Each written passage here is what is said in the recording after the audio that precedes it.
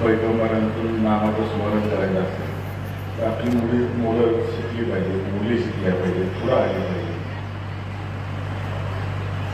आणि मग त्यांना जग समजायला सुरू होईल.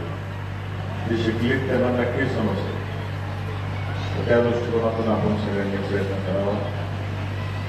असाच एकोपा आपल्या गावामध्ये राहिला पाहिजे, तालुक्यामध्ये राहिला पाहिजे, जिल्ह्यात राहिला पाहिजे, राज्यात राहिला पाहिजे आणि देशातही राहिला पाहिजे. आणि त्या दृष्टिकोनातून कुठं ना कुठं सुरुवात झाली तर ते सगळं चांगल्या गोष्टी सुरुवात झाली तर ते पसरत झालं. त्याची सुरुवात तुम्ही केली त्याबद्दल मी त्या सगळ्यांचे आदरणीय रणजीतदादांच्या वतीनं व्यासपीठावर उपस्थित असलेल्या सगळ्याच मान्यवरांच्या वतीनं आभार मानतो. कारण त्या सगळ्यांनी मला सगळ्यांच्या वतीनं बोलायला सांगितलं.